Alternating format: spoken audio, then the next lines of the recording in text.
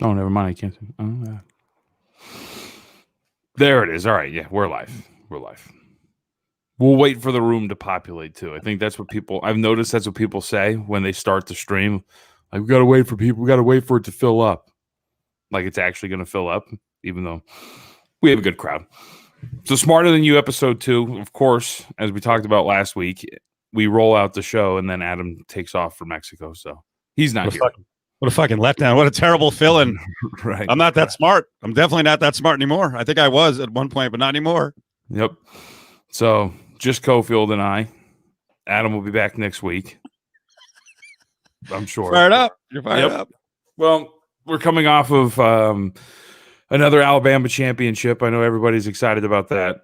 I mean, I think that's kind of what my takeaway was, like watching this again. I mean, there's a lot to go from this one, right? Like, there's the angle of another Alabama championship. There's the angle of another blowout in a college football playoff game, which makes it boring as hell too. I mean, out of just that, like, what's the takeaway for you? Because I think my takeaway was kind of like, we can get to the greatness of Saban and the monopoly he has in college football, but my takeaway immediately after watching this, and actually I stopped watching in the third quarter, was I don't know how you're entertained by this big picture. Like, it's the same teams all the time. There's a talent gap even between like the best teams and some of the other better teams, right? Like the teams ranked 3 and 4, whatever you want to do. There's a gap between them, and we know who it's going to be every single time in the college football playoff. I don't know how it's entertaining.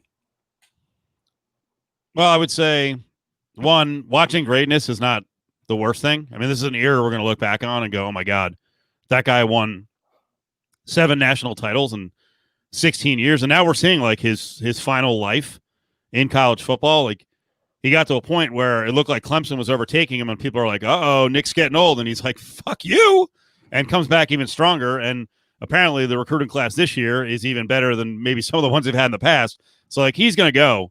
He's going to go probably until he's 72. He's 69 years old now. So witnessing greatness is not a terrible thing. And all sports have eras like this. I mean, frankly, in the NFL, how many teams really have a chance to win the Super Bowl?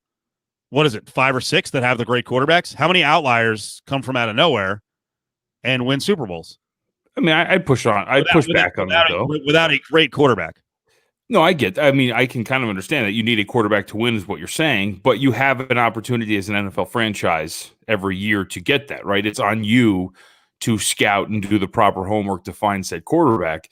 It's not like the Kansas City Chiefs every single year get 4 or 5 first-round picks, right, in the NFL draft, right? And then we just roll over from there on out. Like, that's what this is now in college football, right? Clemson, John, Alabama. Go ahead, keep going.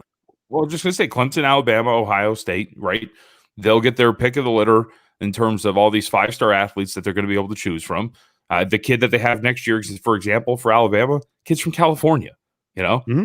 It's just, hey, they won a national title. They're going to be really good. Let me just go over there. And then you just kind of trickle down, and that's where the talent falls out. But it's going to be the same 2 or 3 teams every single year. Nah, I don't think it's down to 2 or 3 teams. I'm not saying it's beyond like 6 or 7, and then you can get a wild card. And I consider LSU an elite program, but Joe Burrow came out of nowhere, and a great quarterback led him to a national title. Cam Newton, not that he came out of nowhere, but we know Cam Newton's history. Auburn is a player in the mix, but they're never that good, and Cam Newton got a championship. And here's the other thing. This is going to end at some point. Saban is not going to coach until he's 75, so he's probably got 3 or 4 years left. Dabo may be the next guy, but Ohio State's going to be a superpower. Here's the other thing in terms of hope that I believe in, especially for the next couple of years. You realize that the top programs in the country are going to lose their best players to the NFL. You realize the next group behind them, their seniors and juniors just had a year where they didn't lose any eligibility. You're going to have a ton of like really veteran teams coming back from, say, like number 6 on down to 20, maybe even further down. So there's going to be more competition at that next level. Next year's not going to be easy. I'm not saying Saban can't win another couple of national titles, but I don't think it's as dire as everyone believes it is. Right, but I mean, so like next year, for example, one of those veteran-laden teams will be who? Georgia, right? Cool. Let's get some new blood in the mix. Let's get Georgia in there with JT Daniels and like this team. Like, that's kind of what what I mean is like when you look at this, sure, there's maybe 6 teams that you'll find in the mix, but it's going to be the same 6 teams. It's going to be the same cycle, right? It's going to be Alabama, Clemson, Ohio State, Georgia. What other teams do you want to throw in there? You want to throw in Oklahoma, for example, right? Like we're just going to see this kind of cycle where it's these same few teams who are either going to make it to the college football playoff and have a chance to win it, and that's going to be about it. And like I think there's an argument to be made that if you expand the playoffs, it's almost like it's almost like trickle down economics in this regard, right? But if you expand the playoffs and you make it 6 teams as opposed to just 4, or 8 teams as opposed to just 4, then that gives a kid who right now is a 8th grader, for example, the opportunity to see different programs in the playoffs. And it would give, just to keep this example going, we'll say, I don't know, let's say Texas. Let's say Texas somehow next year wins the Big 12, right? Then it gives the 8th grade kid, hey, Texas made it to the college football playoff. They're recruiting me. They're a pretty good program. Let me go there. I'll have a shot. And then you maybe see like the talent kind of percolate out. But until right now, if it's going to be like a top 4, it's going to be the same 4 every time. We see it now every single year. You pick 6, and I'll take someone from outside your top 6 to make the Final Four next year. I'll take the rest of the field. We don't have to do this right now, but you pick 6. Okay. Don't pull a Brad the Believer bullshit. Our buddy, what's his last name again? Crazy Brad? No one on this podcast knows who he is, but we had a guy last week come at you, and then I jumped in because I'm like, yeah, I'll do this. And he's like, oh, I hear no sound now about the Bills. Where's all this negative chirping on the Bills? He's like, why don't we bet that they're going to go to the AFC Championship? And within like minutes, we're like, okay, let's go. We'll take the other side. He never responded. Right. He eventually did. He has agreed, at least in Twitter agreements, that he would pay. But by the way, I don't even. What'd you bet? Just 100. So I got 107. He's got 100. So I pay him 107. Yeah. I told you I was willing to go up to $500. Oh yeah, no, just make it simple, But and look, by the way, I was just gonna say I don't even really need to think about it. Like my top 6 would be Clemson, Alabama, Ohio State, Oklahoma. So that's what Clemson, Alabama, Ohio State, Oklahoma. There's 4. Let's see, Notre Dame's tough. Yeah, I was gonna say Georgia's gonna be 5. And then the 6th spot, I don't want to pick Notre Dame because they've been embarrassed. I'm sure the committee won't allow them back in, although they are a brand. So we will go with Miami. Sure. Why not? You going to go with Miami? Okay. Sure. Like the 6th, to me, it's irrelevant. We can pick a 6 for however right now. But like, I just don't see it happening anytime soon. If you expand the postseason, maybe. But these brands are in, and that's the other part about it, too. A&M, I mean, maybe, sure. So I'll take no. I get A&M. No, I'm just saying, like, yeah, okay. What do I want? I get A&M. I get North Carolina. I get Iowa State. I get USC. I'll take Cincy. I'll take Oregon. I'm getting the whole field. So, All right. And you didn't take Notre Dame. I'll take Notre Dame. I think that was a mistake on your part. I don't think the committee gives a shit about how Notre Dame looks the year before. If they have a great season, they're still going to let them in. So I'll take the rest of the field. You take your 6. And I love everyone out there. What's the terms of the bet? I don't know. What do you want to bet? $100, $200? Sure.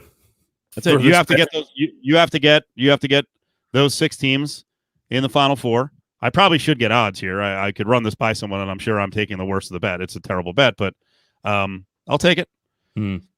I'll take it.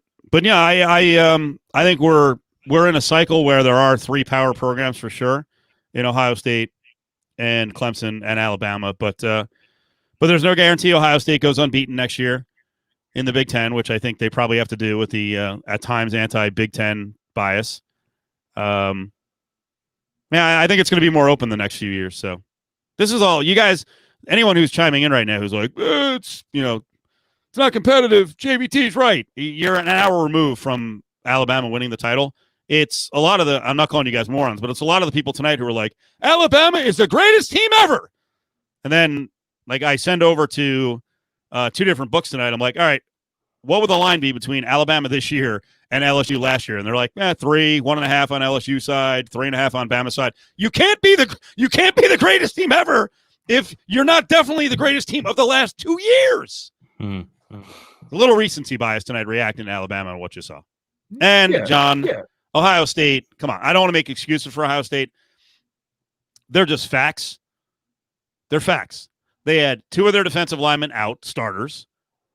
they lost Trey Sermon 3 minutes into the game. Now, on the other side, Devonta Smith lit him up. Trey Sermon's not playing defensive back, but, Devonta Smith was out most of the second half, and Waddle was waddling. So, I don't know. It's interesting. I saw John Ewing, who is a betting analyst all over the place, and John tried to throw out, well, there's no way you could have like LSU 1.5 or LSU 3 as one bookmaker had, or a pick in the game because of recency bias. And I was like, wait, what does that mean? It's a pretend game. How can there be recency bias? So I tweeted at him. I was like, so if I assume we're doing the game with recency bias, that means the imaginary game has to be played soon, right? So Devontae Smith is out. Mac Jones is questionable. Waddle is out. All right, what does that do to the line? And then, of course, the touche, and I already put it in. The tweet is Joe Burrow is coming back from an ACL. So, like these imaginary games, is it everyone's at full strength? There can't be recency bias. It's an imaginary game. You know what I mean? Yes. Well, I do think look, this isn't like we have a pretty hardcore echo. I don't know where that's coming from. Is that me? But I do think, I don't know, this isn't so much like this team is the greatest team of all time thing, right? It's not a recency thing. Like, if we've seen Alabama do this now time and time again, it's just the fact that like look at this year's a really good example, right? Just in terms of a college football playoff committee and their views and what they're going to do with these teams. Like, that's what I have on my side that you don't, is the fact that the college football playoff, whatever, has been pretty clear about their standards and what they want, right? They're going to overlook strong seasons to put the big boys in. They don't give a shit about Cincinnati, right? Doing what they did with their schedule. They're going to come out after the year and say, you know what? You got to have a schedule like BYU. Like, so you mean we all have to be independent and like just schedule like a whole bunch of Power Fives? Like, you know what I mean? And just try to get in there. Like, by the way, we try to schedule some of these teams and they don't want it. Like, that's what I have in my favor. It's not so much these are the greatest teams of all time. I just think that the deck is stacked against the teams outside of the top six that we're discussing here that I have. I believe. So, Mare Vegas, you're saying JVT on those 6 teams is minus 400. Will you give me plus 300 in addition to my John bet if one of my teams gets in? There you go. Let's do it. I love these bets. It's in the end. My team just got to make it. Yeah. I have to get someone from outside of your top 6 to make it. All right. I think I'll get it. I think I'll be good. And we'll totally remember this too, by the way. I will. Yeah, DM me and we'll figure out the terms of the bet. I'll take plus 300. So I'm taking even money against John. Also, I'll take your plus 300. So do we? And here's the other part of this conversation too, right? Because Saban deserves all the credit in the world. This also isn't like because he does kind of have. It's not a monopoly per se, but he's going to be fine for a while. He's a solid coach. We've seen it multiple times, and what he's done with certain teams. You can see just the way he's changed the way he coaches, right? Like 5 years ago, Alabama was power I formation and like 3-4 defense, and just like just pound away and have nothing in terms of offensive ingenuity. That was a little bit more than that. I think right around the Johnny Manziel ass kicking is when Saban decided to like shift his philosophy as a coach. Saban's awesome, man. He's one of the greatest coaches we're ever going to see in football. I don't think there was this stupid conversation about him versus Dabo and like Dabo like gaining ground. Dabo's got no shot. Like, Saban's fantastic. He's a good in-game coach. He knows how to make adjustments. We've seen it now a couple of times. Dabo's got some pretty ugly losses on his resume now in some pretty big spots. When he's not being able to out-athlete other teams, when he's not playing with the lead, it doesn't really go well for him. And we saw it now multiple times, especially with one of the greatest quarterbacks we've seen in Trevor Lawrence. We've now seen it multiple times, where if he's not playing from ahead, it's kind of a nightmare. So give me Saban. What, the best of all time? Yeah. It's not even a debate. I mean, right. Can Dabo get to a point where he wins 7 national titles? Maybe. Don't forget, once Saban leaves, Alabama may, just to fuck with Clemson, may try to get Dabo Swinney back to Alabama and offer him $15 million, and then Dabo could start doing it at Bama. So I don't know what the future holds in terms of Dabo Swinney, but there's no argument right now. Nick Saban, he's the greatest college football coach of all time. You know, I believe it's harder to do it now than it ever was. Yes, there is cheating now, but it's not like cheating of the 60s and 70s. I mean, come on. Well, I mean, but if you're in one of these power programs, do you need to cheat? Yes, to beat out the other power program. I mean, to say it's the same thing in college basketball. If you're Gonzaga, do you need to beat out Kentucky for recruits? I mean, Gonzaga basketball this year, like the kid Suggs was a top 15 player, one of the best players from Minnesota. Gonzaga's in on the number one player in the country. Mm-hmm. Like they're not some little sister of the poor in Spokane. They're competing with all the best out there. So my point is there's more competition now than there's ever been. Players didn't just bolt from their schools. I mean, if you're a good quarterback, a guy like Bryce Young, like if he didn't know he was going to play, he's the Bama guy of the future who committed to USC from California for modern day and is at Alabama.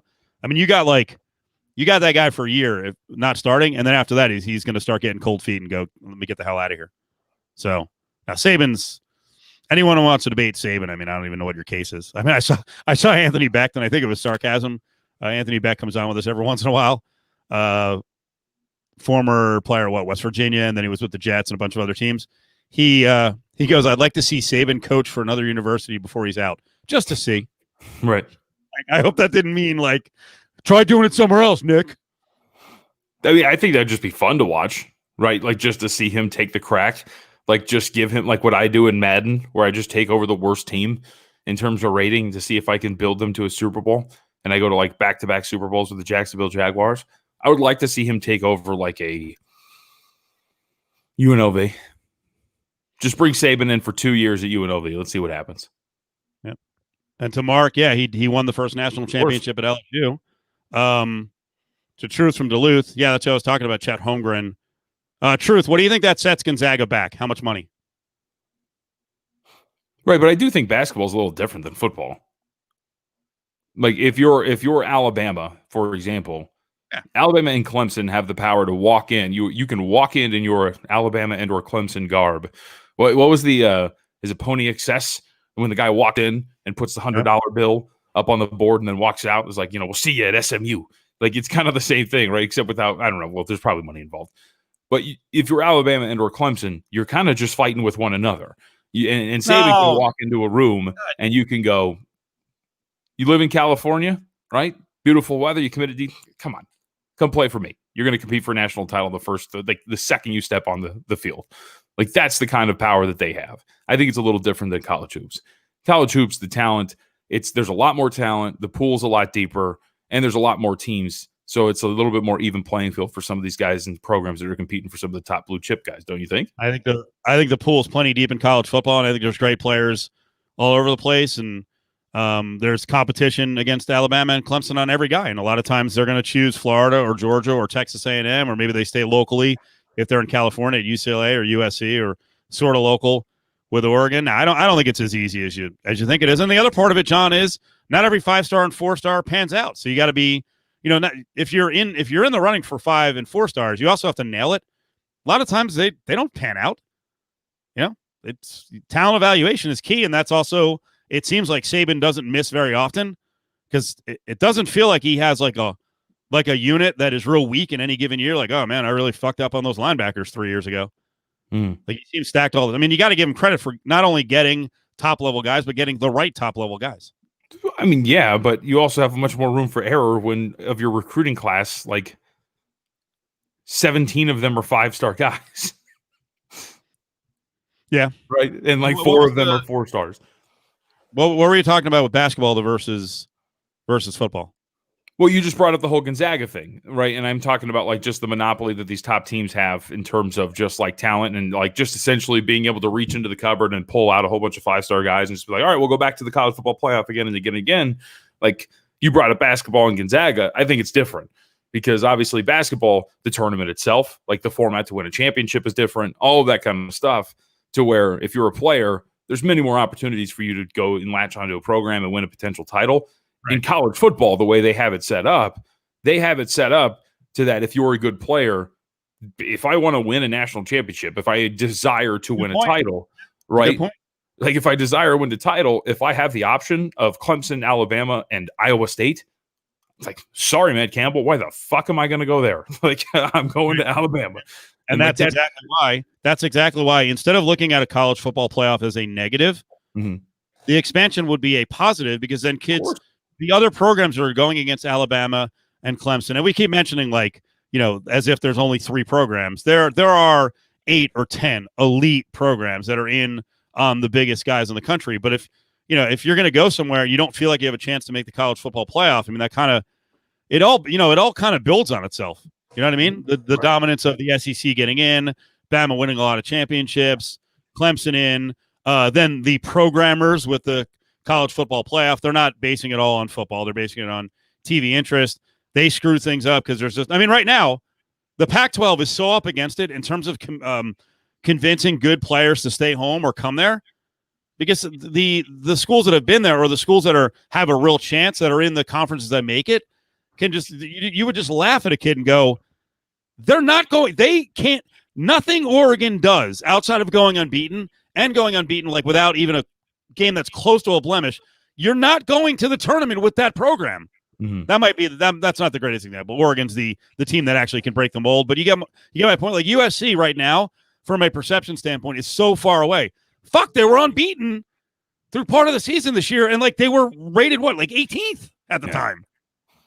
But I mean, to be fair too, they were unbeaten, but they were like pulling shit out of their ass like the entire way, coming back against Arizona State and Arizona and whatever. But your point is still, I still understand your point, and it's just the perception too. That's what is funny. So we saw, like, there's the concept of like conference loyalty, and like the SEC football, there was the SEC network Twitter account tweeting out the SEC. Like, stop. It's so just it's such garbage. But it's funny because you bring up USC. What I find pretty incredible is, like, the responses in there about, like, you get back and forth from fans, and somehow one of them was on a conversation about the Pac-12, but it was like, play a real schedule like the SEC. I brought this up earlier today. I was talking to you guys. The SEC sucked this year. The SEC was fucking trash this year. John, what do we push it to? As I ruin your rant? Start it again. But what do we push it to? Were there 4 good teams in the SEC? I think so. Like, at the most, right? If you look at it, just Alabama's body of work, right? And again, Alabama's awesome, right? But Alabama, I brought up the defensive numbers to you guys. Alabama had faced, but today, we'll include today, they have faced 3 top 10 offenses. They've only faced 4 offenses that rank within the top 30. If you take those 4 out, their average ranking of opponent offensively was 70th. They faced 4 opponents that ranked in the hundreds in total offense. The SEC was garbage this year. But there's this perception that the SEC is like this gauntlet, right? That you got to work your way through. It's become just like most conferences. It's top heavy. There's 4 teams that really do it, and that's about it. It really was. Tell me Kentucky's a good, like, come on, stop. Georgia, Florida, Bama, A&M.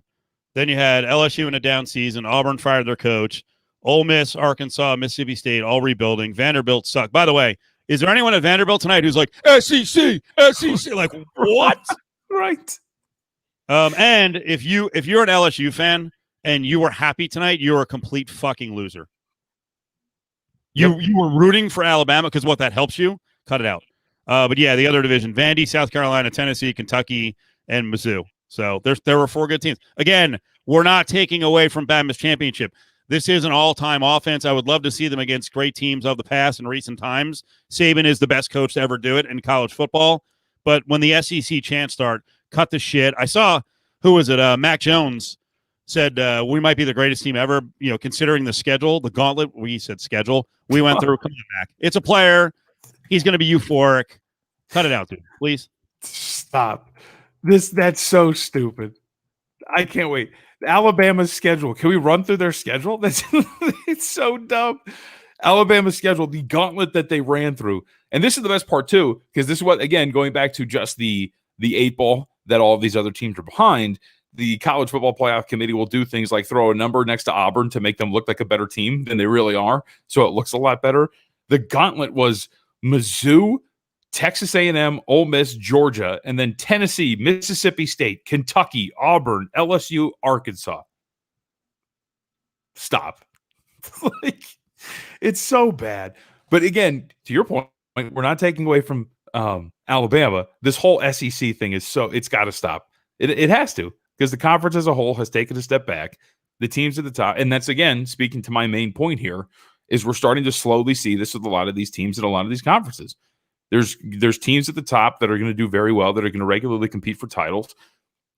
And then there's like everybody else. And every once in a while, you'll get a team like LSU who catches lightning in a bottle, who, if you remember too, by the way, Joe Burrow looked like hot garbage the year before, but they get Joe Brady, who unlocks his potential, who can coach him up a little bit, and all of a sudden they go off to win a title. How was LSU this year? They weren't very good. So I think it's just a little lopsided, but we'll see. I mean, look, people like it, I guess. People like meaningless bowl games, and, you know, as long as we get to watch the Apple Cup every once in a while, I guess we're happy. But, like, you know me, Steve, I'm an NBA fan, and I hear all the time, I use the line, you know, the people who love college football are the same that'll tell you the NBA is too predictable. Like, really? Okay. Right. Have fun. Can't wait to watch Alabama do it again next year, at least competing for a college football playoff. Does anyone have an answer for Brady? Is there another division and conference that does the SEC shit anywhere in sports? There's nothing. There's not one. I mean, like, you can't even think of it at all. Like we're Michigan fans rooting tonight for Ohio State because it'll help the conference. Right. I was after the Colts lost to the Bills, I was really rooting for the Titans because I needed that AFC South rep. You know what I mean? To take a step forward. I've actually heard people say, well, if I lose to a team, my team loses to a team, I'd like to see them go on and win the championship because, you know, that makes my team look good. What are you fucking talking about? Hell no. Right? All those years, I'm telling you, there was a small part of me while the Jets were really struggling. Those 20 years when the Patriots were winning, man, made me feel good about my division on Super Bowl night. Yeah, you know what? You're in a really good spot, Steve. I know, right? Yeah, AFC East. AFC East dominance. We're part of this. That's right. And the AFC East dominance continues with the run of the Buffalo Bills. So you know what? You're feeling great. I'm rooting for the Bills all the way. I can't wait to see the stat. If the Bills make it to the AFC title game, the AFC East has had a representative in the AFC championship game for like X amount of years over the last 15. By the way, I was going to point that one out. Pickle, that's a good one. ACC basketball previous years potentially. You'll maybe be able to speak to this, Steve. There was more of it last year. Maybe it's some of this year. But the weird boner that like Big Ten teams get over the conference in basketball and how tough it is. You know what I mean? I've heard that a lot too. I don't think it rises to the level of like SEC. But like you couldn't talk to anybody last year who was not like, hey, have you seen the Big Ten? It's pretty tough, isn't it? Like, yeah, it's a bunch of teams who are on the same level just beating the shit out of each other. That's a brilliant point. Now, I think this year they actually have national championship contenders, but you do realize, right? I'll have to look it up. They're a conference about depth, but not greatness. Mm-hmm. And they have a chance to be great this year because a lot of their older guys came back. But yeah, for the most part, they usually have 9 or 10 programs that are pretty good, but aren't anything beyond a Sweet 16 team. So, I mean, that's a level of accomplishment. You have a lot of depth and you beat the shit out of each other, but you don't have greatness. This year, I think they have a chance because I think Wisconsin's really good. Iowa is very good. Illinois is very good. So, but yeah, I've seen that with the whole, the Big Ten chest thumping. Obviously, I am on the outside looking in as a guy who went to Rutgers, so I don't give a shit about the Midwest. In fact, I root against the Midwest actively.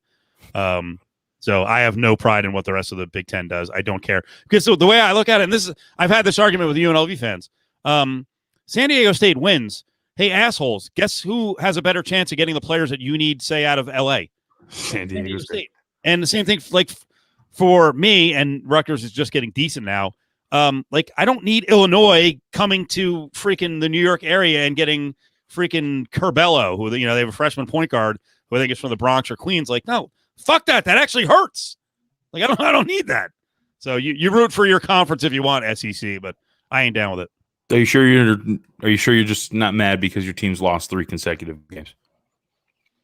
No, I'm not mad. I actually think it's going to turn out to be a good thing in the end. So they're playing a little soft this year. They got a little big for their britches. So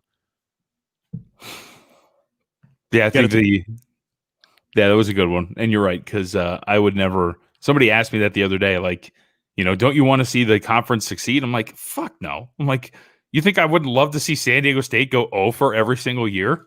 Right? You know what I mean? And basketball never has success again. If that meant the downfall of the Mountain West Conference, I'd take it. I would take it in a heartbeat. Yeah. Right. I mean, what do you want to be? You know what? I can't even use a comparison. I was going to say, what do you want to be like Gonzaga? But actually, the teams at the top of the programs at the top of the West Coast are actually pretty good along with them with St. Mary's, and I'll admit BYU's decent from time to time. So what'd you bet? Did you say you bet Ohio State -2 on the alternate line? You guys were kind of cutting out when I was on with you earlier. No. Yeah, I bet Bama -8 last week because I expected it to go up. Then I saw Ohio State was -3.5 and plus 380. So I tried that. And then in game, I had a good middle working. I thought I had Ohio State plus 14.5. So I needed 8 to what did I need? Or 9 to 14. Then I bet them plus 21.5. So, then I'm in the 9 to 21 and I couldn't get that. So if they had, wasn't there a toe tap at the end that they overruled where Herb Street's like, that's a touchdown with Olave? That would have got me at least a plus 21.5. But no, I wound up losing on the night. So, oh, well. Yeah, I took what I get. So I had 9.5 with Ohio State. I will let you guess if that hit or not. Let's see. It wasn't a great night for me either. I think, what did I do? I took a little under on Justin Fields rushing. He ended up getting there with 67.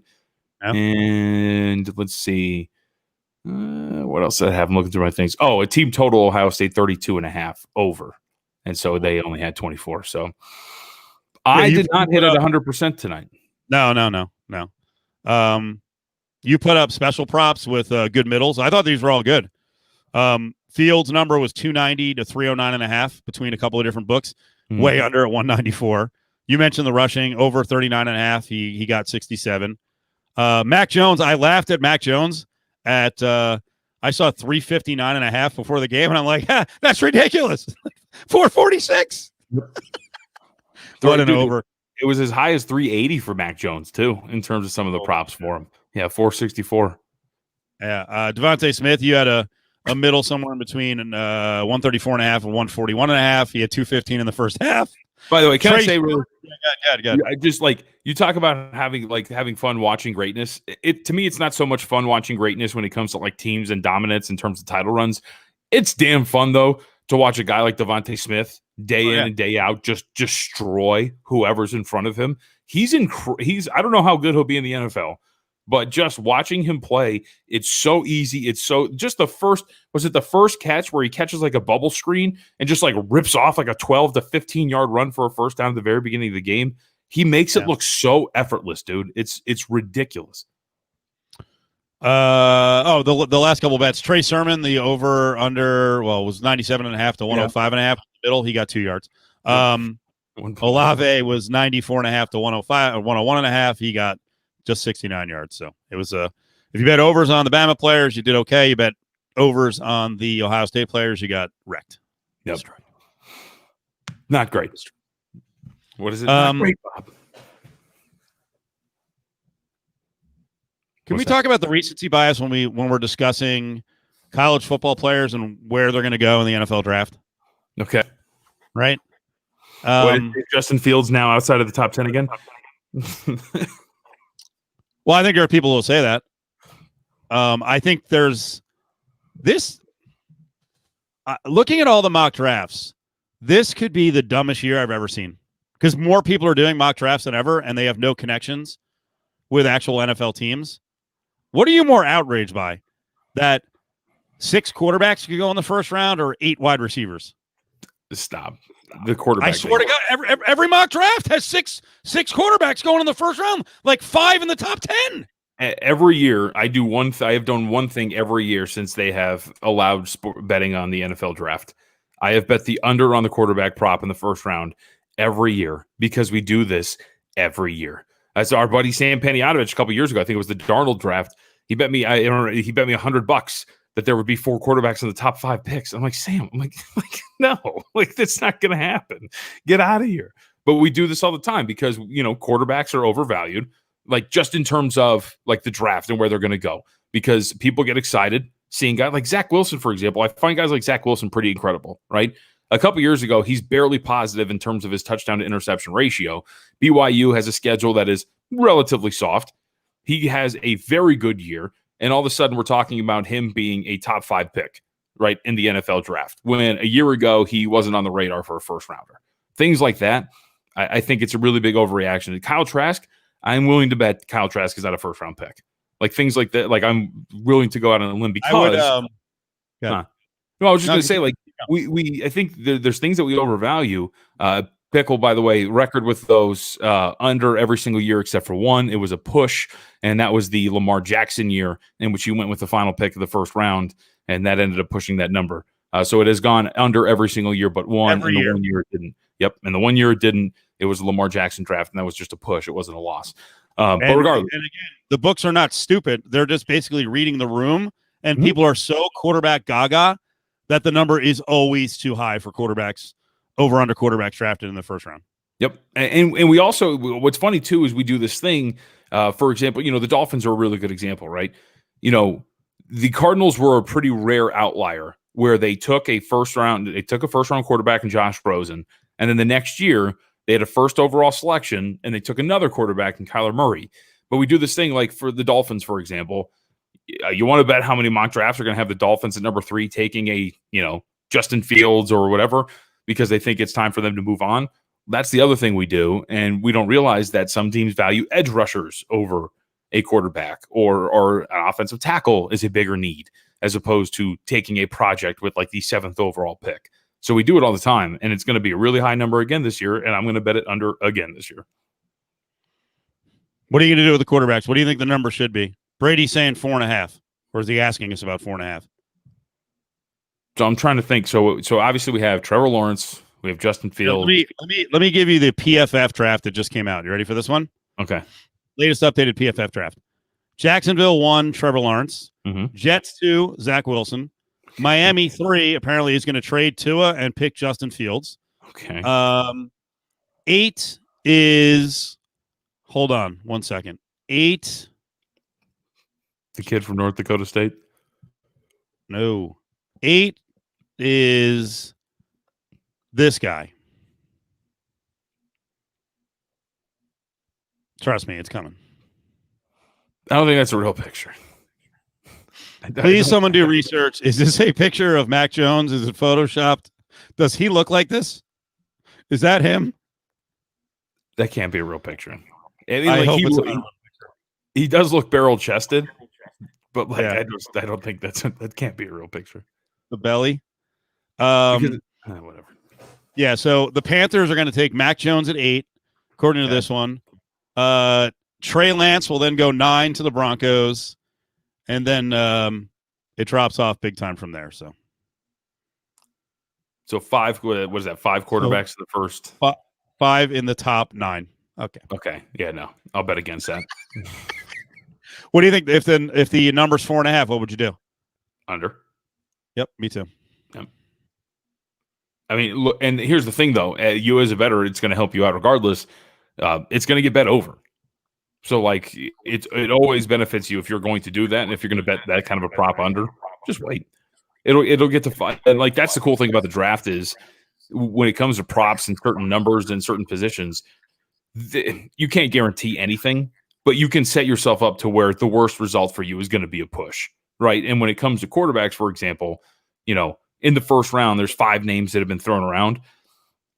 That 5 don't go in the yeah, right. But that number will probably, I would assume it's going to open 4.5, shaded to the over. It's going to get bet hard, and if it goes to 5, you can bet that under. And the worst thing you're going to get is a push. Same thing happened to Lamar Jackson here. Yeah, I'm interested. I'd like to see what the number is going to be, but I'm interested in the individual slot bet. You can bet them over under different slots. So I would go. I always fuck this up. If Zach Wilson is, say, 2.5, what am I betting that he's going to go after the third pick or later? So you're going to go over? Yeah. Okay. Yeah. So I guess these are all over bets, even though the bet is like a depressed bet. Like, no, they're not going to go that high. So I would probably bet the over on the picks for Wilson, Fields, Mac Jones, and Trey Lance. So now if Mac Jones is 27, then maybe that's different. I think when he's graded, I think he's going to be a second or third round pick. So Right. Well, and that's what I love just on the surface of the guy. not eight for Mac Jones. Just because you have a boner tonight because he had a big game in the national title game. For the most part, the NFL scouts do not give a rat's ass what you do in the national title game. Come on. Right. Like there was a reason. There was a reason why he was, a starter for just 1 year, as opposed to multiple years for Alabama. But no, Steve, he's a top 5 pick in the NFL draft. They just always knew what they had. All you got to do is get one team that likes you, right? So we laughed at Johnny Manziel being picked as a first rounder, and he wound up going, I think it was 22nd, and that was stupid. So you never know. You just never know. No. Thank you, Doug. Appreciate it. I always get that wrong. Oh, yeah, I'm in charge here, aren't we? All right, let's see. What do we got in front of me? What was the I could talk about NFL draft betting for a while because I love the NFL draft. It's like my sneaky, quiet favorite thing in terms of betting. You know what I wanted to throw at you? Why has Saban been allowed to stay at Alabama? Oh, like why haven't other programs come to try to take him? Yep. I mean, if you were smart, I don't know. I don't know why you wouldn't try. I mean, the worst he can tell you is no. I mean, you have schools willing to pay. What was the final number on Texas and Auburn and what they had to pay to get out from their coaches? Ooh, wasn't Auburn like in the 20s? Right. If they have that much money, why wouldn't they just offer like tomorrow? Nick, here's $18 million a year. Nick Saban made about $10.2 million. His endorsements would carry over. I'm sure he makes a lot more than that with endorsements. But why wouldn't these programs who have that much money to blow out a coach like 4 years in and pay, buyouts of 12, 18, $20 million? Why wouldn't you just put together like here, Nick, you know what? Here's your final deal. Here's 5 years, $85 million. Honor. What's he going to do? Does he turn it down? Does he love Alabama that much? Comfortable in his ways? Screw the money? I mean, I think it's kind of tough with Saban, right? Like he's had such a long, he's got such a long track record. He's got all the endorsements. He's got like literally anything. Like I get it. I don't know. I don't have that much money. Like to me, there's no difference between 10 and 18 million when you're making that much regularly. But again, I'm not a rich person. I think a rich person would probably jump at the opportunity to make more money, and that's why they're rich. I mean, he is 69 years old. So, and this is a good point. Okay, so Alabama matches it. Good. Then you just cost Alabama money. Stick it to him. It's the same thing. I don't understand why 4 years ago, like you have all these billionaire owners in the NFL do the same thing. Every year offer Belichick 13, 15, 17, $20 million. Let's go. Yeah, and Doug brings up that Texas made a run of it, but I don't know if Texas, like, what's it called? Made like a legitimate offer, right? Enough, like the jump from 10 to 18 million is a legitimate offer. If at that point, and I don't know how much he was making at that point that year, but like if you're going from like 7 to 8 million, like if I'm Nick Saban, I'm like, get the fuck out of here. I'm not going to go to Texas. Your garbage program. John, what would it take for you to leave Vegas? Like 50% above what you're making, double, 10%? What would it take? It depends. Where am I going? I think it changes like the locale, right? Like if I'm going to like San Diego, wouldn't take that much of a difference. Oh, really? Yeah. If you're making me go to like Nebraska, you have to triple it up. Like, Yeah. I think that kind of matters, right? I mean, I don't know. I've never been to Alabama though. I hear it's nice. Brand new star in Birmingham, Alabama. Jon Von Tobel got his salary doubled. But but the thing is too, I guess, like when you're rich too, like any locate, like you can go anywhere in the world. Like the world is much smaller to you, so where you might have to work somewhere. I mean, you're a flight away from whatever. Yeah, Colorado wouldn't be that. You wouldn't have to twist my arm in Colorado. I've never heard of Pueblo, Colorado, but you wouldn't have to really twist my arm to get me to move to Colorado. Yeah, this is more eggnog. I will rock eggnog into January, especially when it's spiked. It's like a really like white eggnog. Yeah, it's Costco eggnog, and shouldn't eggnog be yellowish? yeah, it's not noggy enough. But I think they were worried about like anti-eggnog people, so they made it lighter and more alcohol-y. So no, it's not 2% milk. With this frame, come on. I go zero fat milk. Come on now. And I don't drink White Russians. So what it would take me to, By the way, move. this is a good one. Eggnog turns white when it expires. Oh well. You've never tried eggnog, Casey Chief, huh? You're missing out. Eggnog's fantastic. I like to tell people that it's like a melted vanilla milkshake. It's very creamy, very good, very sweet. I'm down with it. Ooh, speaking of which, I was going to make the awkward transition. What it would take for me to leave Colorado. What would it take for you, Steve, to accept the Presidential Medal of Freedom? I guess, or something like that. Right? That's what the award. So Belichick turns it down. Yep. Doesn't want it. Yep. Are we supposed to applaud him? No, not at all. No. I think it's pretty easy to, like, you can kind of see the writing on the wall, right? If you're Bill Belichick and what would happen if you were to accept it. Yep. Personal politics aside, I don't think it's a massive W for him. Like, a lot of people were kind of getting excited about it. And I'm like, yeah, I mean, this is clearly, I mean, look, I don't know how he feels about it. I don't want to make any assumptions. But it's very clearly a pro-Belichick move to sit back and go, yeah, I don't want it. Like, well, it's easy to do now. He's with the crowd now. Right. Who cares? Everyone outside of Josh Hawley and Ted Cruz and Jim Jordan. Or who's the crazy chick from Colorado? Speaking of Colorado. I don't know who you're talking about. His fucking lawyer, his flunky lawyers. One was talking about executing Biden the other day. And some other hangers-on in the House and a handful of senators beyond the ones I named. Everyone is pushing away from him. Now you're going to make your big stance of bravery, Belichick? No, I'm not applauding for him.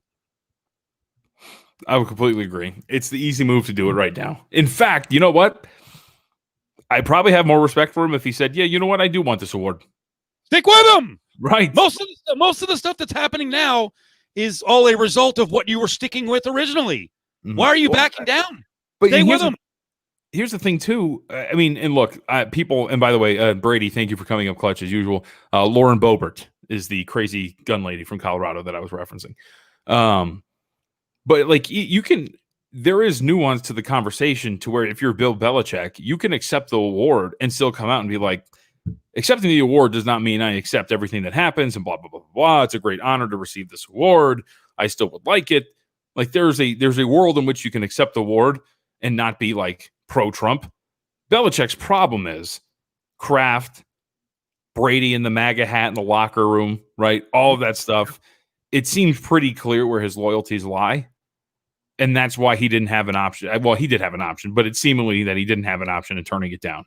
But if we didn't know anything about them in terms of their loyalties, there's a world in which he can accept the award and still push back against the notion of, supporting our president. I guess I don't think you can separate it. It's his decision who to give the Medal of Freedom to. And that's the other thing that's gutless about his statement. Not one time did he mention Trump specifically. So of course he danced around it. And shame on Belichick. Belichick is a guy from a military family. Come on, bro. Don't get me started on that. The guy basically said John McCain's a loser for getting captured. He also said, something to the effect of, only suckers join the military. Like, if you're a military person, stop. If you're I don't want to hear that Belichick did something great today. All Belichick did, this isn't a win. It's basically a no contest. He just avoided a massive loss. Mm-hmm. Of course, he chose not to compete. By the way, like to your point, if you're military, like I don't know if you're a cop as well. Now I think you're probably in a situation where you're like, why would you want to back him either? We can talk about it all night long. We could talk about it all night long. So I feel very passionate about the topic, but I guess I won't let it out here. No. You can do it. I mean, people pick their poison. You don't. If you're aligned with the guy, you don't just get to walk away when what you think is the biggest atrocity so far is committed. You were along for the ride. You saw all the signs that this could happen. Like if you if you didn't feel strongly enough about making a statement about his supporters when you saw them, one, arrive in the Michigan State Capitol armed, which certainly set this up from a mindset standpoint. And the other one is when you see his supporters plot to kill the governor of Michigan, like that like at that point you weren't like, all right, I think I'm done now. This had to happen before you're done? Come on. Plot to kill them. How about drag a police officer out of the tunnel and beat him with crutches and flagpoles, right? As you're dragging him down the stairs. The ripping the gas mask off of a cop as you crush him, right? In a massive pileup as he screams for help, bloodied in the face. We can go on. Like, it's absolutely nuts. And because I completely agree. Frankly, if we are going to like talk about this, I do think it's bullshit what he's doing. It's not to your point, it's not a win. He sees the writing on the wall. It takes no courage to do what he did. It's absolutely ridiculous. And as Eddie says, people quitting on him before his last day because now they have integrity and morals. Okay. There was one report that was out there that, these fucking people, they're crying like, Eddie, how about that? Or the fact that there's people in the crowd flying the Blue Lives Matter flag as they beat the shit out of a cop like 20 feet away. Yeah. Right. Didn't step in to stop the others. Yep. Of course. Just let them do what they wanted, attack police. So stop with the Blue Lives Matter. You don't really believe that. You're putting them in jeopardy, even invading the Capitol. So I don't know, man. I don't want to hear any of it. Every day I see a new story about someone who's been arrested and some fucking excuse. Who is this moron from Arizona who wears horns all the time, lives in his mom's basement, and his mom came out complaining that he's not getting the diet he needs in jail. By the way, what do you do with this? What do you actually root for? Do you root for them not to feed the guy and have him die, or make sure that he is fully nourished so that he has to go and serve whatever time he's due to serve? Oh, yeah. You serve the time. Force him to eat garbage food. Starch him up, baby. Let's go. Yeah, he's got to eat organic. Yeah, okay. By the way, the guy too, my favorite video, we all loved the dude getting pulled off the plane, right? Crying. Oh, don't call me a terrorist. This is what they do. They want to ruin our lives. Ruin your life. You were part of a march that killed 5 people. But yeah, let's talk about you ruining your life. Okay. So fucking ridiculous. I love it. I mean, it's amazing how many have come out and they're like, oh, it's the worst decision of my life. Yep. And you have to own that decision. Yep. Just like any other criminal. It's also except you committed multiple felonies and you fucking invaded our capital. During a democratic process. Sorry about your bad decision, but you're going down. Right. During a democratic process, by the way. Like literally trying to, as weak as it was, literally trying to overthrow the government.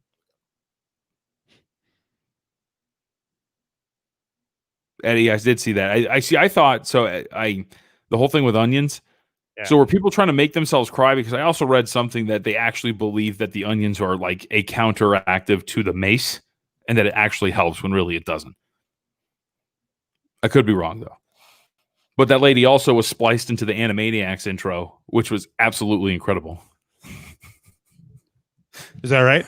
Yeah, it was like, we're wacky and we're zany, and then it cuts to her, and it's like, they pushed me and they maced me, and maniacs. It's so good. It's so good. But it's not right. Truth is saying it's for tear gas.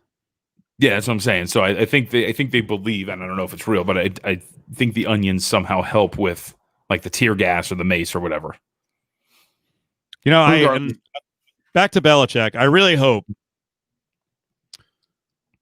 because this is a move of strategy. By the way, the offseason's coming. So you're going to have to go out in free agency and actually recruit African-Americans, people of color, right? When they ask you questions like, what would have happened if you accepted the Medal of Freedom? So I believe this is just as much a football move as, I'm a true American. And Xavier Pope said it, by the way, like, not to cut you off. Xavier Pope said it, like, he tweeted it out. He was like, if he accepts this, African-American players who are free agents should refuse to go over there. And if you're an African-American minority player, you should just flat out refuse to play for him. Like, fuck that. He didn't say the fuck that part. I added that. Yeah. But they should be doing that. They should be doing that already. He's been aligned with them for whatever. Right. I can't do the math quickly enough. However long he's been in office, if it's 1,460 days, he was aligned with them, 1,449? And before that. So Now he gets a pass? No. And I'll tell you what, the first press conference he does where, it doesn't matter because they're doing fucking Zoom conferences. So, but I would love someone to sit in front of him, bring this up, 3 months from now and have him mumble his way through an answer. Like I put out a release about it. Okay. Well, but I've got follow-ups. No. And then just start pounding him like, do you hate America? Do you or not? Well, I put out a release and just keep pounding him until literally you're just escorted out, especially a news person. What do they care? Mm-hmm. Ask him some tough questions that he can't mumble his way through. This is real life, Belichick. People are really affected by this. And now you're going to run and hide at the end. Oh, I don't want the Medal of Freedom because I believe in democracy. Now you do? So don't even get me started. Mm-hmm. Well, and Brady brings up the Houston situation, which is incredible. The fact that their search firm, did you guys talk about this story? About their search firm? Did you see this? For what, the GM? Yeah. About how the search firm, so the search firm that they had offered up 2 candidates. Both were minority candidates for the Houston Texans to hire. One of them was, I think the guy who works for ESPN right now, whose name escapes me, who's a general manager candidate who's worked in the front office as a former scout, and another. What are you talking about? Is it Danny Ferry? No, let me look up I'll look up his name because he actually does commentary for football games now every once in a while too. But regardless, the search firm turned up 2 minority candidates who they thought were the best opportunities for them in terms of general manager. They turned them down and fired Nick Cassero. The names, by the way, that I'm looking it up right now. I have it in front of me. Let's see. Korn Ferry was the search firm. Omar Khan, business administrator, is their next general manager. Yep. And Louis Riddick. Louis Riddick. Yeah, thank you. Yeah. Sorry, I didn't have the screen up. Yep. So those were the 2. And they were like, now we'll go with Cassero. And just with the background of what's going on with the McNairs and the firing of, what was she, a PR lady or whatever it was, because she didn't fit the culture. Yep. That's a disgusting situation. I think Deshaun Watson, just to read between the lines, sees the writing on the wall, wanted Eric Bieniemy. They're not going to hire him. That's a nightmare over there. Yep. And Brady tweeted at me today about, their issues. It seems like their issues with people of color in terms of in management. And, keep in mind, they did have Rick Smith there as a GM for a long time, but, I saw it coming. Find me another radio host in the country who said within a week of Bill O'Brien being fired that they will not hire a person of color to be the head coach. It will not happen. So I can't wait until everyone's like, yeah, you know what? I've been thinking this for a while. Well, you didn't say it. So who knows? Maybe Robert Saleh will get the job. Maybe Marvin Lewis. Maybe Jim Caldwell. They'll surprise us, but I don't see it happening. So it's all right. Yeah. I think this one's different. Isn't that why Harden wanted out of Houston ownership views? I mean, we still don't know. We still don't know why Harden wants out. I mean, Rick Bucher, NBA reporter, said it was because of the Trump stuff, because Fertitta backed Trump. But unless Harden's willing to go on the record with that, I'm not gonna run with it too much. And by the way, too, I mean, if that was the case in today's climate at this point, it would behoove him to make that pretty vocal, as opposed to just going out to clubs before the season started and not giving a shit about COVID protocol and things like that. Right. If that was really the case, if you didn't really want to play there, you could definitely up the ante a little bit more by making that known. Speaking of which, Chris Wood, huh? Taking the league by storm. If you're in this chat, look at me. Look at me. Look at me right now. If you're in this chat and you celebrated the day that Chris Wood didn't get drafted, every day is a big fuck you to you. I'm just going to say that. He's been awesome, and he didn't deserve any of the crap that he got. He has been fantastic. He's young, and he's one of the better and up-and-coming players in the NBA. There's no question about it. Pickle Gamer, were you afraid? Yeah, I text you all the time. I retweet every Chris Wood thing possible. Absolutely great. Love the story. Yeah. Didn't he have a game over the weekend? Just 3 rebounds. Come on, man. Got to put on more effort, Chris. It's the UNLV fans reacting. Only 3 rebounds? 23 points? I mean, come on, man. You could have grabbed 15 rebounds.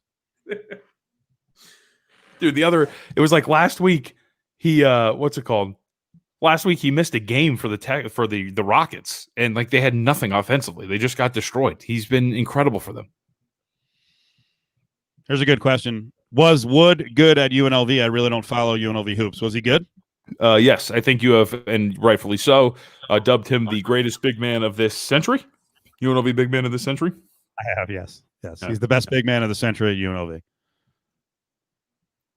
Thought it was extremely good. He was a focal point of their upset over Arizona that they pulled off at the Thomas and Mack. Who was the big white dude that they had? The one play that is always like in my mind. I don't even know what the game situation was, but there was one play where he gets the ball right around the right elbow, and he just takes a power dribble and just drives his shoulder into that big white dude that they had at center, and just finishes with a floater over him. It was in a pretty tight scenario down the stretch. He was great, dude. He was great. And I will always celebrate Christian Wood. Christian Wood is averaging 23-3, 9.7 rebounds, and I don't have the blocks in front of me, but probably a block and a half. 186 in the blocks. And only that's a good number. Only 1.43 turnovers for a stretch four who can get sloppy at times. That's big. Vegas Bill, some fans thought he was lazy. They were wrong. Yep. It's just the way the guy looks when he plays. I mean, could he have gone more effort at UNLV? Yeah, sure, at times. His body language wasn't great, but, body language can be an issue for players. He's one of those guys, he's so friggin' long that he just made it look easy, doing a lot of stuff. All right, let me look into the camera now. Then I'll do my own basketball. Keon Clark was good. He was very good. Okay, well, Moses Scurry didn't play in the century, right? Yeah, take your glasses off, by the way. There's a reflection. They can't look into your eyes. Okay.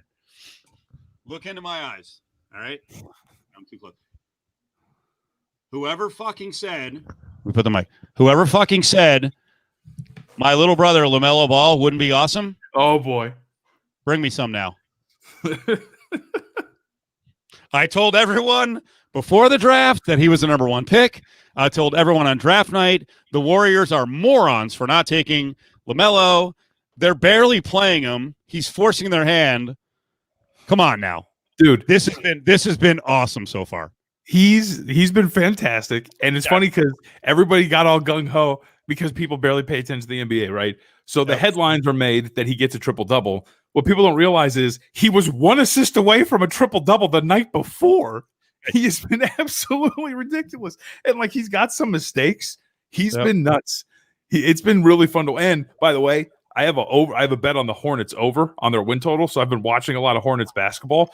And what the cool part is like you said, not only is he forcing their hand, but they're kind of banged up. Like Zeller is obviously out for like 4 to 6 weeks. So they're going with a whole bunch of small ball lineups. So he's out there with like 3 guards, and it's him, Devontae Graham, like PJ Washington's playing center. Terry Rozier's out there. Like they're playing 3 guards, and it's actually a lot of fun to watch. He's been nuts, dude. Like I've been really surprised. I didn't think it was going to be terrible, but I didn't think it was going to be like this seamless of a transition for him.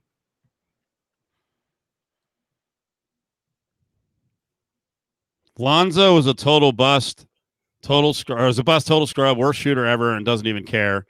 That's not incorrect, but he's averaging 12 points, 4 rebounds, 4 assists. He from 3, worst shooter ever. He should be about 22%.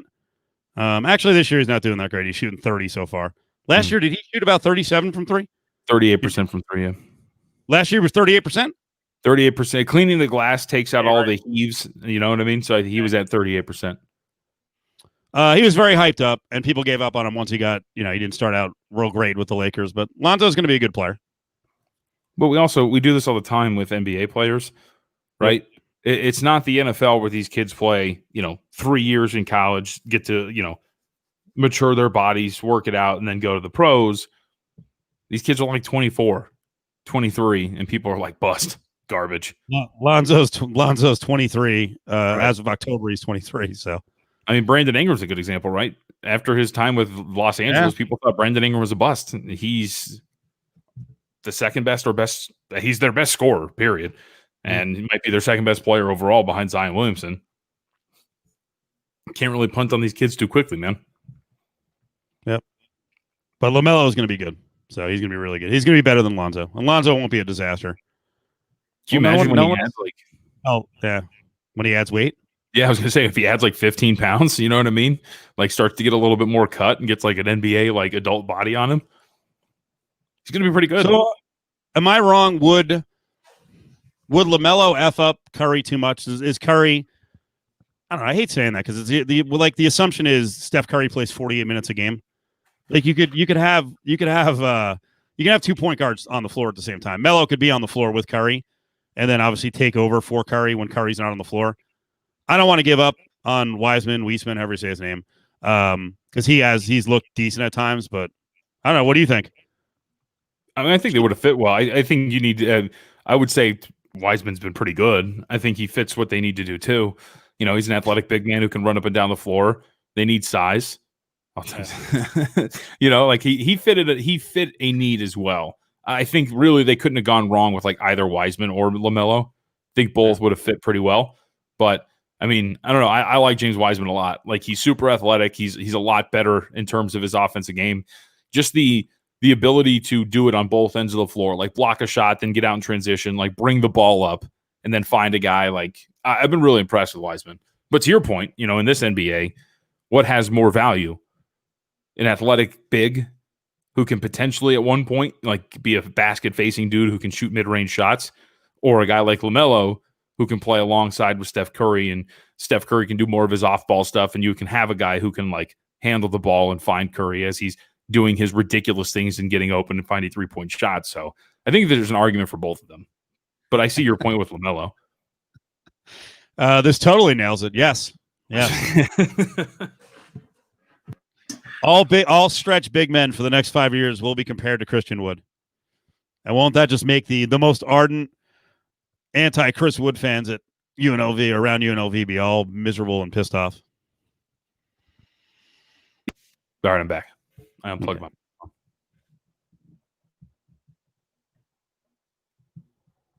Good for you, Miller. Where'd you get hired? What are you doing? Is it Starbucks? Is Tyler Bischoff not a Chris Wood guy? He better be. I went back and got a tweet from whatever it was 5 years ago. I think he was. I can't remember. I don't know if he was anti-Chris Wood or if he shockingly piled on Chris Wood when he was at his lowest moment. I don't think Tyler would do that. You know, when he was undrafted and slumped over a chair. But right, I don't know what he said. Right, but by the way, Eddie, you're absolutely right.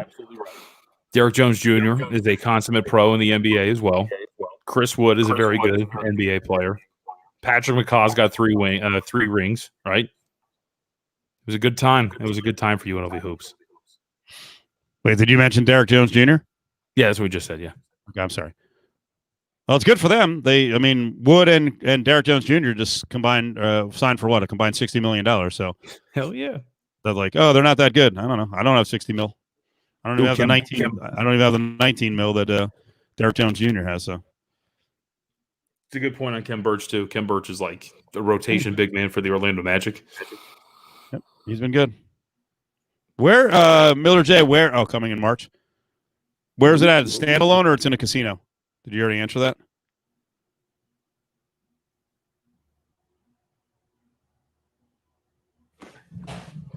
And do you know, are you guys going to have like a fat character who goes around and harasses everyone? Because I like the guy who did that at Excalibur. That's sizest. Not really. Not really. Skinny people can harass too. John, on the NFL, who do you think knows more about the Raiders? Me. Their biggest name fans or the media?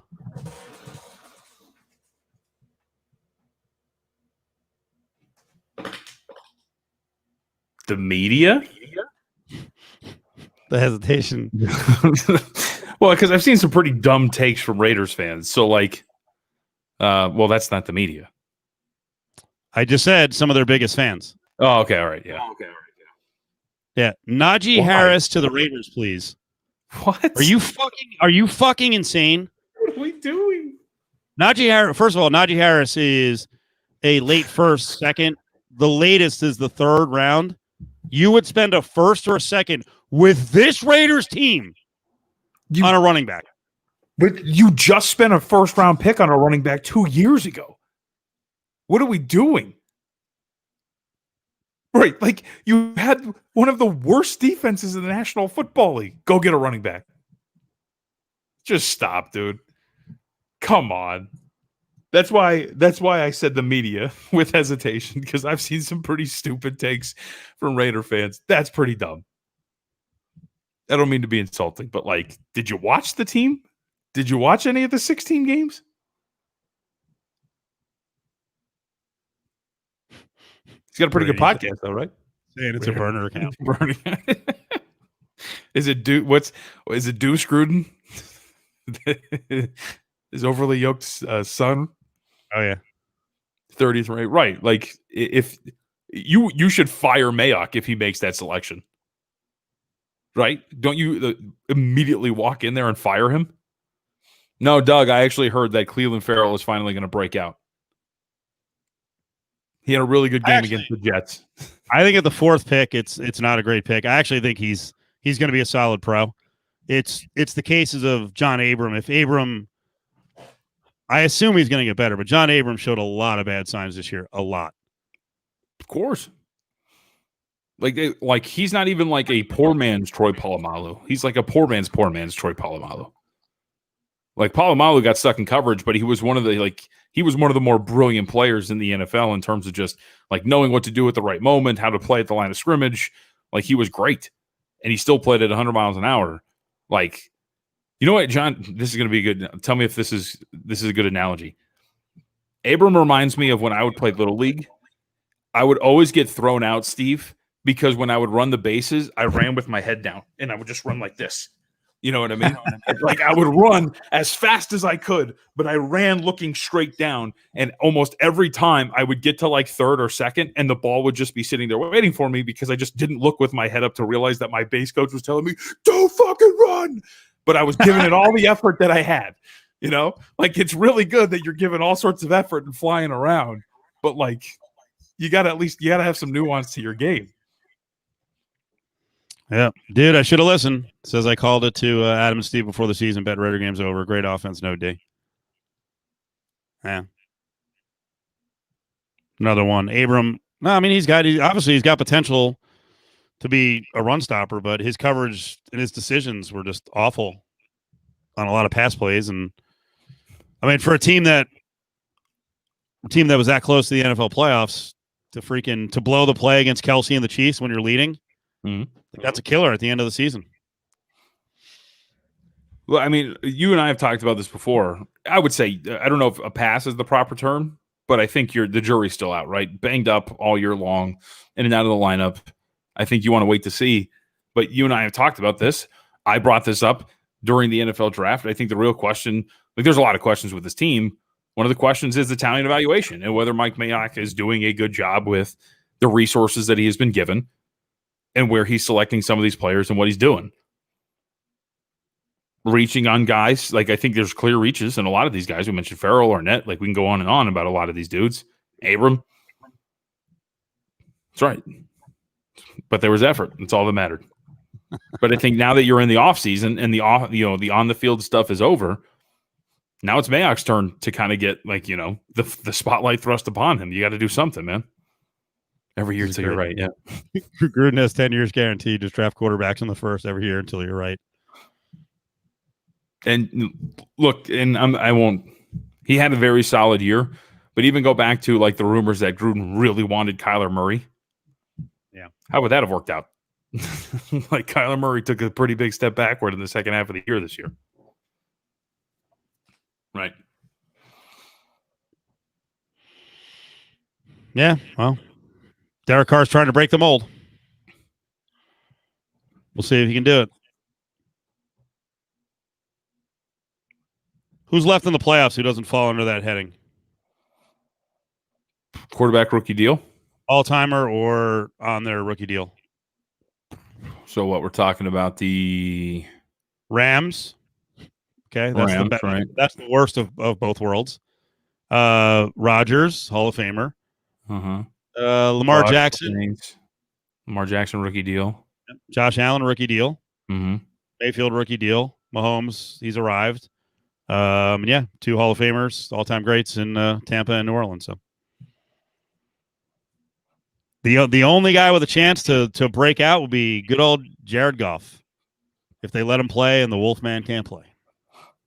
I mean, the Rams are probably going to win that game, but it's not You going to think do it. outright? Really? I think they're a terrible matchup for the Green Bay Packers. I don't think the Packers wanted to see them. A team that could run the ball as well as they do, like the running scheme that they have against one of the worst front sevens in the postseason right now. Packers have the worst rush DVOA defensively, second worst, I should say, outside of the Cleveland Browns, who are still alive. And then, of course, there's the Kansas City Chiefs. Like, those are 3 really bad fronts against the run. But, like, I think the Rams, they don't need Goff or Wolfman, is that what you call them, to, sling it 40 times and throw for 400 yards. Just take care of the football. Convert a couple third downs for me. We're just going to run the ball down their throat. We're going to get out of here. You heard it here first. Rams, NFC Championship game. You're the lead on this, so you can call it an end here anytime you want. I did have one more question though. All right, what do you got? Can anyone in the audience tell me how to find Nickelodeon on Hulu, Netflix, Amazon, Sling? I'm trying to think what other services I have. I don't have cable. I don't have Dish. I don't have DirecTV. I could not find Nickelodeon's coverage of the football game yesterday. And did you watch it, by the way, those who are in the chat? Because I wasn't kidding when I told Steve on the show today. I watched the entire game. I did not one time go to CBS. I watched the entire game on Nickelodeon. The entire game. It was great. I don't have DirecTV. I don't have Cox Cable. I don't have Dish Network. See, you know what's getting bad about cable too, because I have Cox as well. What the fuck? I couldn't find it on No, the Nickelodeon feed. The Nickelodeon feed of the NFL game. Was that on Amazon Prime? Oh, I don't know. See, I don't know channels anymore though, because cable has kind of become like my phone, where I just pull up my my remote and I go Nickelodeon, and it brings me to the channel. I know certain sports channels off the top of my head, but I don't know other shows. Like Nick Jr., very big staple in the Von Tobel house. Don't know what channel it is. That was a weird thing. I could find Nick Jr. on Hulu, but I couldn't find regular Nickelodeon. Nick Jr.'s got some quality programs. I've come around on Bubble Guppies. I used to think Bubble Guppies were stupid, but Bubble Guppies is not bad. I think I brought this up before. Like, Europe has like a really solid foothold in like the children's shows genre. Peppa Pig, Ricky Zoom, Cox, Casey Chief. I'm a Cox guy. Yeah, Ricky Zoom, Peppa Pig. These are all some really quality programs. Yes, I did. We're not a Caillou household. My son has actually never seen a second of Caillou, but I am glad that kid was what a nightmare that kid was. If my kid, but there's also this, like, what was wrong with him? He was like 6 and he was bald, which is really weird, but really good. Paw Patrol's kind of overrated, but the Paw Patrol movie's coming out in August. We've talked about this. Oh, dude, Eddie, Peppa Pig. Yep. My son is Peppa Pig. This has died really quickly. This is getting real ugly too. Yep. Okay. Casey was Caillou's mom. All right, time to get out of here. Now I got one more for you. Ready? Okay. All right. Donald Trump Jr. is president in. This is not the topic. This is the topic we're going to go out on. Yeah, this is the topic we're going to go out on. Donald Trump Jr. is the president in 2040. He can't get the Senate to agree with anything that he wants to push through. The MAGA fans are like still rabid. He turns them loose on the Capitol. They attack the Capitol again. They're all on video. You can see them. Diego is one of Donald Trump Jr.'s minions. There's no shot. Do you turn him in? Yes. I mean, yes, like 100%. Yes. Yes. There was a Twitter question today. If you saw any of your family members or friends in the Capitol videos, would you turn them in? I actually hesitated. Like, if my younger brother was on there, I'm like, damn, what would I do? You would. You would. Yeah, I would, because the lead up, I would have already known that he was an asshole. Right. Like, that's what I'm saying. Like, I have to do this, bro. Sorry. Like you said, like the lead up to this point, everything we've seen. Oh, you're gonna break it. Just thinking that my son would be part of that too. Like, that would be a very heartbreaking thing to watch that happen. But yes, I would turn them in. Wow, that was quick. I thought you'd hesitate. Poor Diego. No shot. I mean, it's also reflective on me as a parent. You know what I mean? Yeah, shoot. Miller J. I turned to my brother. He wasn't even there. There are some families like that where you're like, okay. Nah, dude. When it comes to something like that, yeah, I would not hesitate. Sorry, kid. Now, if we're talking, but there's also some nuance to it, right? Like, if he was just like one of the people on the edges of it and was just out in the crowd, but like if we're talking about like one of the people who stormed the Capitol, then yeah, 100%. Hundo. That was my ex-husband. Okay. Did you see that? That was the guy. That was the second zip tie guy, the one with the helmet whose face was showing. He was like some Air Force guy or whatever. His ex-wife turned him in. Oh, really? Yeah. And then they found that fucking nerd who went with the zip tie guy, original zip tie guy, who went with his mom. These fucking people. All right. What a topic to go out on. I thought we were going to talk about Donald Trump Jr. I'm going to go hug my child now. Well, you know, reiterate with him, or show him. He's never too young to learn. I've already started to indoctrinate him. Yes. There are repercussions when you break the law, when you commit a crime. Sorry, kiddo. Well done. Good driving, JV. Thanks, Miller. I appreciate it. I tried.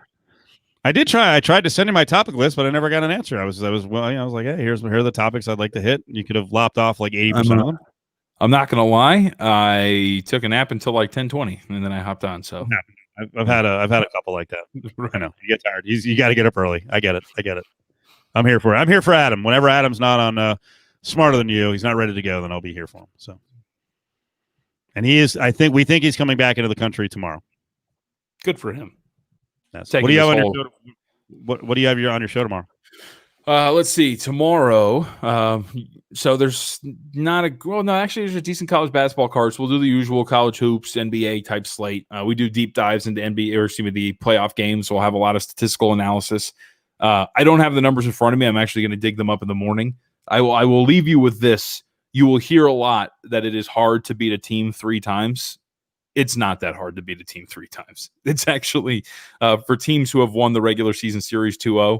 There's actually a pretty high winning percentage for them winning a 3rd time at the postseason, but we'll have the specific numbers on that and a little bit more when it comes to the matchups in the NFL, Steve.